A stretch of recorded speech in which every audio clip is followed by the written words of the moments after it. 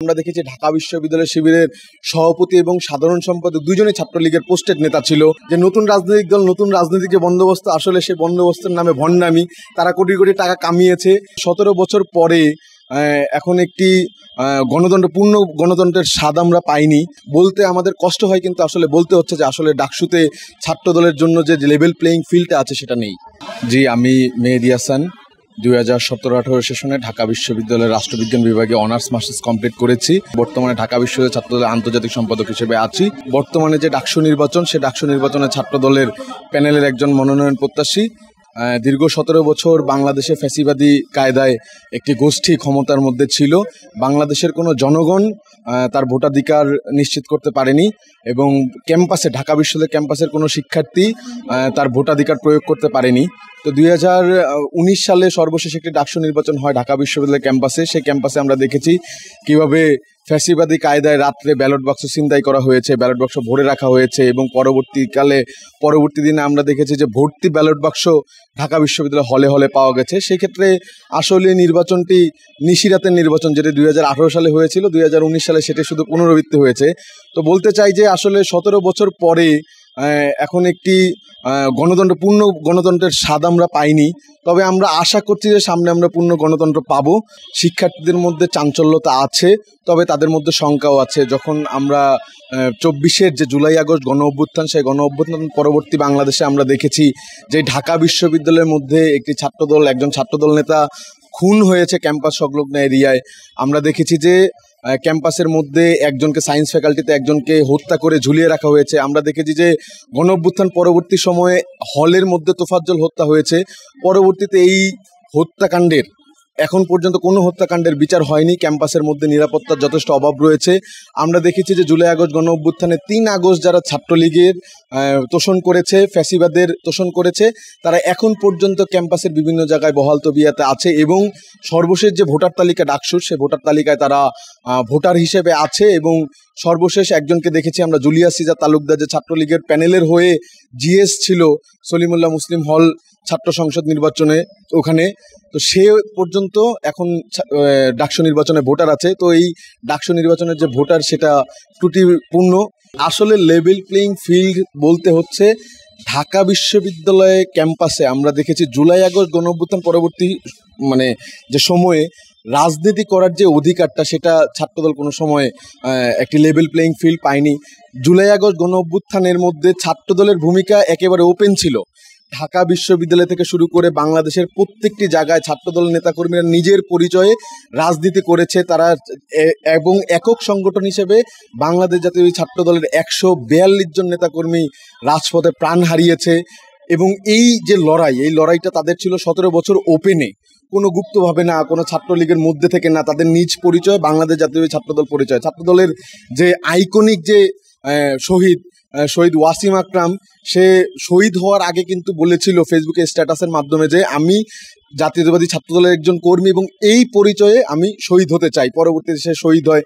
আমাদের শহীদ মেহেদী হাসান রাব্বি থেকে শুরু করে মানিক মিয়া শাহরিক, ঠিক আছে, আরও আইকনিক অনেক নেতাকর্মী আছে যারা শহীদ হয়েছে।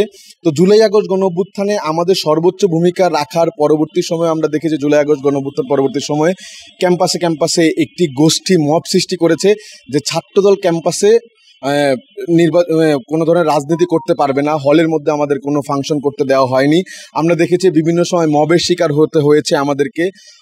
আমাদের কোনো প্রোগ্রাম করতে দেওয়া হয়নি। ক্যাম্পাসের মধ্যে থেকে ছাত্রদলের ব্যানার নামিয়ে ফেলা হয়েছে। আমরা দেখেছি শহীদ রাষ্ট্রপতি জিয়াউর রহমানের মতো একজন সাবেক যে রাষ্ট্রপতি, যার বাংলাদেশের জন্মের সাথে যে ওতপ্রোতভাবে জড়িত, তার পোস্টার ছেঁড়া হয়েছে ঢাকা বিশ্ববিদ্যালয় হলগুলোতে।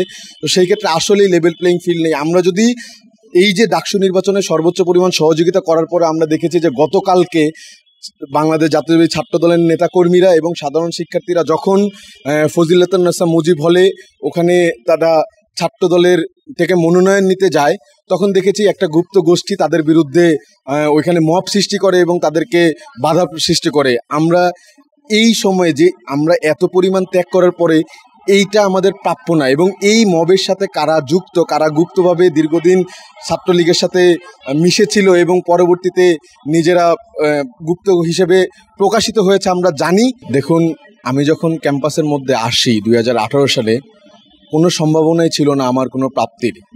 প্রথম দিন থেকে বর্তমানের দিন পর্যন্ত আমি প্রত্যেক দিন শিক্ষার্থীদের গণতান্ত্রিক অধিকার, একটি নিরাপদ, একটি সুস্থ, সুন্দর এবং সোনার বাংলাদেশ গড়ার জন্য আমরা লড়াই করে গেছি, সংগ্রাম করে গেছি। এবং আমার সংগঠন দীর্ঘ 17 বছর ধরে লড়াই সংগ্রাম করে গেছে। বাংলাদেশ জাতীয়তাবাদী ছাত্রদল লড়াই করেছে, আমরা নিজের পরিচয়ে লড়াই সংগ্রাম করেছি। কিন্তু আমরা দেখেছি গণ অভ্যুত্থান পরবর্তী সময়ে কিছু ছাত্র সংগঠন, ছাত্রলীগের যারা অতীতে ফ্যাসিবাদী কায়দায় বিভিন্ন ধরনের কার্যক্রমে অংশগ্রহণ করেছে, শেখ হাসিনার পদলেহন করেছে, তারা বিভিন্ন ছাত্র সংগঠনে পদায়িত হয়েছে, তারা গুপ্ত হিসেবে চিহ্নিত হয়েছে। আমরা দেখেছি ঢাকা বিশ্ববিদ্যালয় শিবিরের সভাপতি এবং সাধারণ সম্পাদক দুজনেই ছাত্রলীগের পোস্টেড নেতা ছিল। তো জুলাই আগস্টের গণ অভ্যুত্থানের সাথে আসলে কিন্তু যেই স্পিরিট, সেই স্পিরিটের সাথে আসলে এটা যায় না। আমরা দেখেছি যে ঢাকা বিশ্ববিদ্যালয়ে ওই সময়ে যারা ফ্যাসিবাদের পদলেহন করেছে, যেসব শিক্ষকরা মেরে আমাদেরকে পুলিশের হাতে তুলে দিয়েছে।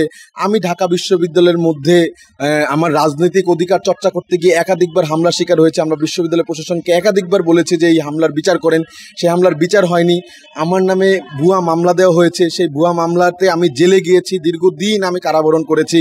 আমরা বিশ্ববিদ্যালয় প্রশাসনের কাছে এর প্রতিকার চেয়েছি। যারা যারা ওই সব হামলার সাথে যুক্ত, ওই ভুয়া মামলা আমাদের উপর দিয়েছে, তাদের উপর অ্যাকশন নেওয়ার কথা বলেছি। সেই সব শিক্ষকের বিরুদ্ধে কোনো ধরনের অ্যাকশন নেওয়া হয়নি।